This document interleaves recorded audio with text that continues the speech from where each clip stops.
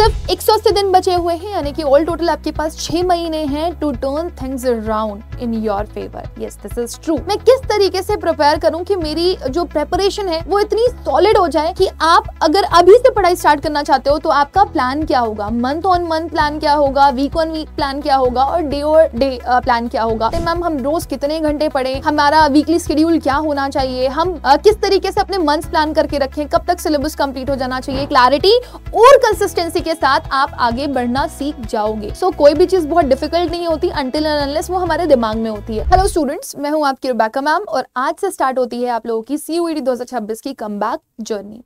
सिर्फ 180 दिन बचे हुए हैं, यानी कि ऑल टोटल आपके पास 6 महीने हैं to turn things around in your favour. Yes, this is true. Now सबसे बड़ी चीज ये है कि आपको ये पता होना चाहिए कि अब मेरी स्ट्रैटेजी क्या रहनी चाहिए और मैं कैसे डेडिकेटेडली अपना ये जो साल एज अ ड्रॉप मैंने लिया हुआ है, मैं किस तरीके से प्रिपेयर करूं कि मेरी जो प्रेपरेशन है वो इतनी सॉलिड हो जाए कि मेरा ड्रॉप ईयर लेना वर्थ इट हो। सो आज के इस वीडियो सेशन में हम लोग इसी के बारे में बात करने वाले हैं कि आप अगर अभी से पढ़ाई स्टार्ट करना चाहते हो तो आपका प्लान क्या होगा, मंथ ऑन मंथ प्लान क्या होगा, वीक ऑन वीक प्लान क्या होगा और डे प्लान क्या होगा। क्योंकि मैक्सिमम स्टूडेंट ऐसी चीज में कंफ्यूज हो जाते हैं, मैम हम रोज कितने घंटे पढ़े, हमारा वीकली शेड्यूल क्या होना चाहिए, हम किस तरीके से अपने मंथ्स प्लान करके रखें, कब तक सिलेबस कंप्लीट हो जाना चाहिए, कब से मॉक टेस्ट शुरू करें। So lots and lots of confusions are there, लेकिन अब कंफ्यूजन नहीं है क्योंकि क्लैरिटी और कंसिस्टेंसी के साथ आप आगे बढ़ना सीख जाओगे। सो कोई भी चीज बहुत डिफिकल्ट नहीं होती अनटिल एंड अनलेस वो हमारे दिमाग में होती है।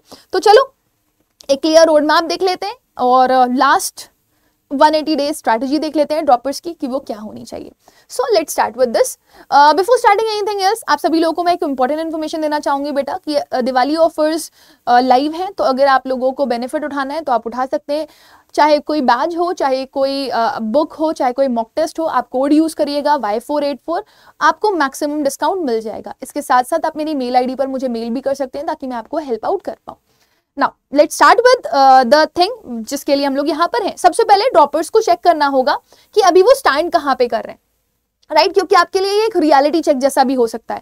देखो आपके पास 180 दिन है यानी कि 6 महीने और आपके पास 26 हफ्ते हैं, तो और ये भी आपको पता है कि आपका ये सेकंड चांस है, राइट? लेकिन आपको उसको सेकंड चांस की तरह ट्रीट नहीं करना है, वरना कहीं ना कहीं आपके दिमाग में होप होगा चलो ठीक है बाद में पढ़ लेते हैं और आप प्रोक्रास्टिनेशन की तरफ जाओगे। रादर आप ये सोचो कि आपके पास आखिरी मौका है, इसके बाद आपके पास कोई भी चांस नहीं आएगा क्योंकि आपको भी पता है कितना प्रेशर होता है, राइट? सो अभी आपके पास ना स्कूल का प्रेशर है, आपके पास ना ही कुछ और सोचने का प्रेशर है, तो आपके पास ज्यादा समय है कि आप फोकस्ड होकर के पढ़ाई कर पाओ। लेकिन उसके लिए आपको कंसिस्टेंसी चाहिए होगी, एक प्रॉपर स्ट्रैटेजी चाहिए होगी और साथ ही साथ में आपको एक तगड़ी वाली प्रैक्टिस भी चाहिए होगी। मीनवाइल मैं आप सभी लोगों को विश करना चाहूंगी अ वेरी हैप्पी दिवाली। लेकिन इस हैप्पी दिवाली अगर आप पटाखे जला रहे हैं तो आपके दिमाग में ये भी क्लैरिटी होनी चाहिए कि अगले पटाखे आपकी दिवाली पे आपके सक्सेस के हों और आपके ड्रीम यूनिवर्सिटी में एडमिशन लेने के हो। सो मंथ वाइज आपका रोड मैप कैसे जाएगा आप एक बार देख लीजिए। अक्टूबर 25 से आप स्टार्टिंग करेंगे क्योंकि अभी तो दिवाली में ही चला जाएगा पूरा टाइम, तो अक्टूबर 25 से जनवरी 30 तक आपका सिलेबस कंप्लीशन आपको करना है। फरवरी से आप अपना रिवीजन स्टार्ट कर देंगे, वो भी टॉपिक वाइज। आप MCQ प्रैक्टिस करिए, आपके पास बुक जरूर होनी चाहिए जिससे आप MCQ प्रैक्टिस कर पाए। मार्च में आप फुल मॉक प्रैक्टिस करना शुरू कर देंगे जिससे आप अपने वीक एरियाज को आइडेंटिफाई कर पाए और उनको फिक्स करना शुरू कर दें। अप्रैल और मिड में, क्योंकि आपको पता है 15 में से आपके एग्जाम स्टार्ट हो जाते हैं, तो वो फाइनल रिविजन का टाइम होगा। तो इस ड्यूरेशन में अपने नोट्स बनाना मत भूलिएगा क्योंकि यही नोट्स आपको लास्ट मिनट रिविजन में हेल्प करने वाले हैं, राइट? और एग्जाम स्किल्स आपको यहाँ पर और ज्यादा डेवलप करनी पड़ेंगी। वीकली प्लानर में आप इंक्लूड करना चाहो तो आप इंक्लूड कर सकते हो। मंडे टू सैटरडे का आपका प्लान क्या होना चाहिए?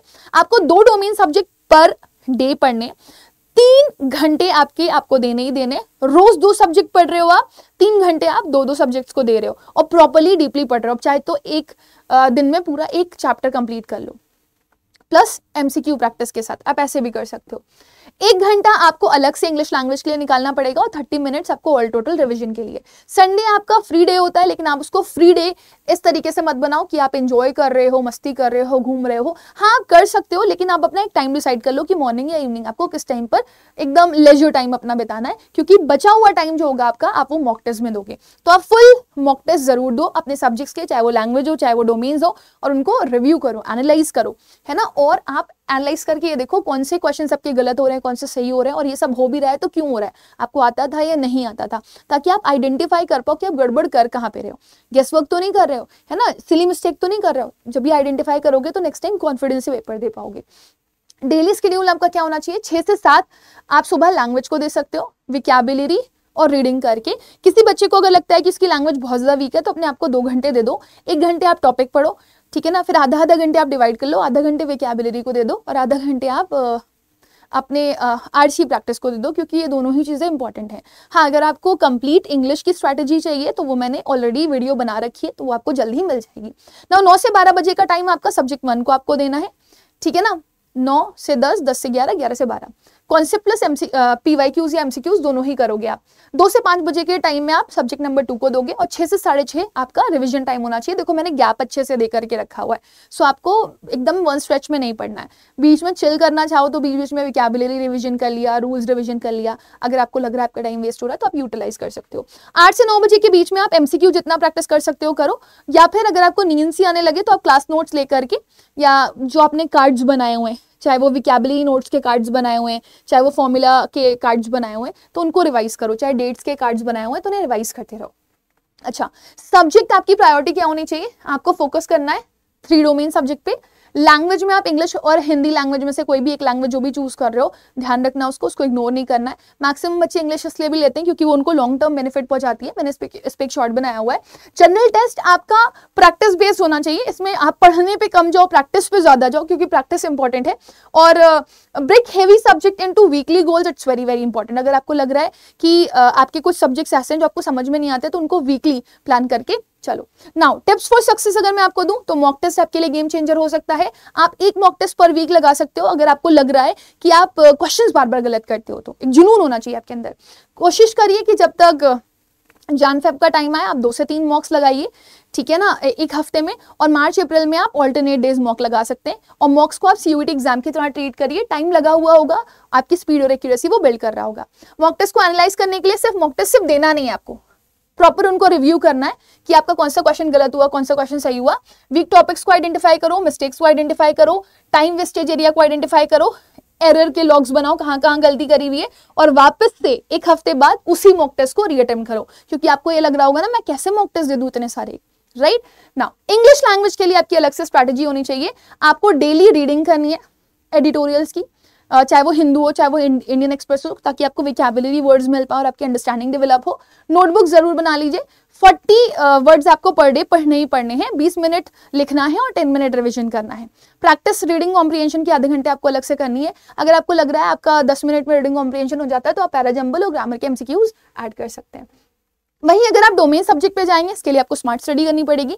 आप NCERT word to word line to line पढ़िए, क्वेश्चन गलत करके नहीं आएंगे। PYQs जरूर प्रैक्टिस करिए CUET के, शॉर्ट नोट जरूर बना करके रखिए, फॉर्मूला शीट जरूर बना करके रखिए। इसके अलावा MCQs वीकली प्रैक्टिस करते रहो, जो कि आपको बुक्स में मिल जाएंगे CUET अड्डा की। और आप फुल सिलेबस 2 बार तो जरूर से जरूर रिवाइज करके रखो मार्च आने से पहले, राइट। वहीं जनरल टेस्ट, अगर आपकी यूनिवर्सिटी आपका कोर्स आपको मैंडेटरी करता है कि आपको जनरल एप्टीट्यूड टेस्ट पढ़ना है तो आपको फोकस करना पड़ेगा क्वांट्स पे, बेसिक मैथ्स, है ना। फिर उसके बाद आपको लॉजिकल रीजनिंग के क्वेश्चंस प्रैक्टिस करने होंगे, वो क्वेश्चन सही हो जाएंगे। जीके करंट अफेयर्स आप डेली आधा घंटे भी पढ़ लोगे ना तो मोर देन सफिशिएंट है आपके लिए वो, क्योंकि जीके और करंट अफेयर्स ऐसा सेक्शन हो जाता है ना जो बहुत अनप्रेडिक्टेबल होता है, और एग्जाम टाइम में जब मल्टीपल शिफ्ट्स में पेपर हो रहा होता है ना तो वहां पर आपको ज्यादा हेल्प मिल जाती है। टॉपिक वाइज टेस्ट जरूर दीजिए, वो आपको काफी हेल्प करेंगे। YT चैनल्स यूज कर सकते हैं आप अपने सहारे के लिए कि आप रेफरेंस कहां से लो। सब्जेक्ट चूज करने के लिए बेस्ट तरीका क्या है, आप वो सब्जेक्ट्स की तरफ जाइए जो आपके टारगेट को लेकर के अलाइन है। आपको कौन से कोर्स के लिए जाना है उसके हिसाब से अपने सब्जेक्ट कॉम्बिनेशन सब चेक करिए। तो जब आप यूनिवर्सिटी पे जाएंगे आप चेक करेंगे ना यूनिवर्सिटी CUET सिलेबस, उस स्पेसिफिक यूनिवर्सिटी का CUET सिलेबस आ जाएगा। अगर कंफ्यूजन हो तो आप मुझे मेरी मेल ID पे मेल कर सकते हो, that is rebecca.aga@paying47.com। High score subjects को प्रायोरिटाइज करो। अगर कंफ्यूज हो तो आप कॉलेज की कट ऑफ चेक कर लो, पास्ट ईयर पेपर्स चेक कर लो, ठीक है ना। और अगर आप चाहो तो आप मेरे से भी बात कर सकते हो ऑन माय मेल ID, अब मैं अभी आपको ग्रुप बता दूंगी, वो आप ज्वाइन कर लेना, ठीक है। नेक्स्ट, माइंडसेट और मोटिवेशन आपका क्या होना चाहिए उसको भी एक बार जरा यहाँ पर देखेंगे जो बहुत इंपॉर्टेंट है। नाउ इस ड्यूरेशन में आपका माइंडसेट कैसा होना चाहिए? देखो आप ड्रॉपर हो, आपके पास ज़्यादा टाइम है एंड ऑब्वियसली प्रेशर भी ज़्यादा है, क्योंकि बार बार कोई आकर के ये बोल देता है कि आप कर नहीं पा रहे हो, कर नहीं पा रहे हो, तो वो कहीं ना कहीं फील होता है। लेकिन आप अपने आप को अगर आइसोलेट कर सकते हो और उन लोगों के साथ कनेक्शन में रह सकते हो जो खुद भी ड्रॉपर्स हैं, तो वो आपको मोटिवेट करेंगे और आप लोग एक दूसरे की हेल्प से स्टडी कर पाओगे, है ना? B sure of this.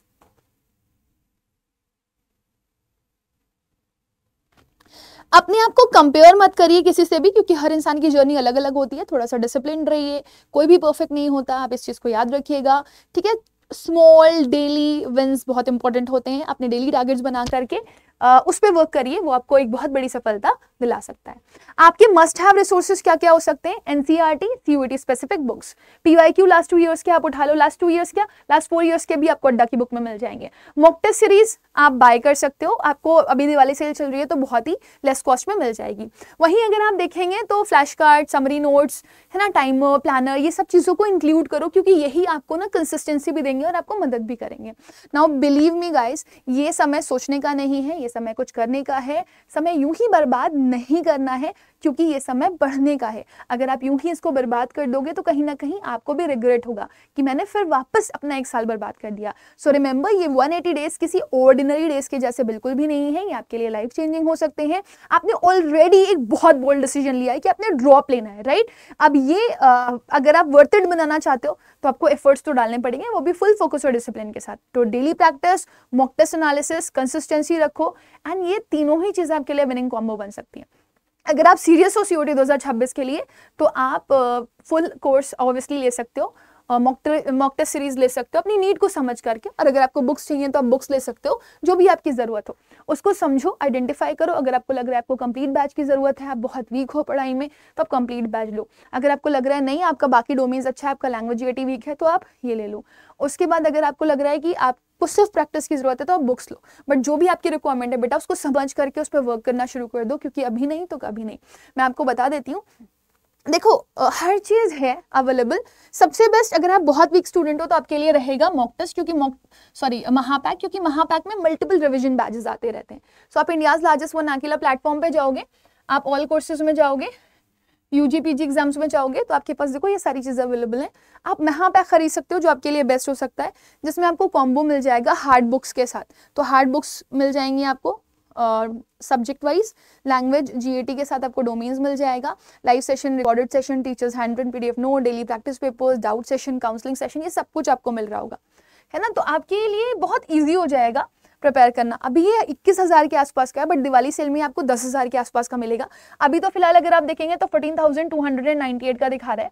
Y484 code use करने पर आपको ये, ठीक है ना, 13,858 रुपए का दिखा रहा है, बट इवनिंग से ही सेल आपकी प्रॉपर्ली शुरू हो जाएगी और आप देखोगे कि आपको 10,999 रुपए का मिल रहा है, ठीक है ना? तो ये 10,999 रुपीज का मिल जाएगा इस कोड पर ही, Y484 कोड पर ही, राइट? इसके अलावा आप वन टाइम बैजेस के लिए जा सकते हो। जैसे जैसे आप बैजेस चेंज करोगे अपने, वैसे वैसे आपको कॉस्टिंग कम होती जाएगी। ये 360 डिग्री प्रिपरेशन है बेटा। बार बार मैं बोलूंगी, जो भी चीज आपकी नीड की है आप उसको नीड को समझो और अपनी पढ़ाई शुरू करो बेटा। और अगर आप ड्रॉपर हो तो आपके लिए बहुत बड़ी नीड है। So with this let me end with the session, will meet again. तब तक के लिए bye bye, take care, God bless you all. But be sure of this कि अब रुकना नहीं है आपको, अब आपको कुछ करके दिखाना है, क्योंकि या तो आप लोगों के लिए इंस्पिरेशन बनोगे या खुद के लिए डिप्रेशन।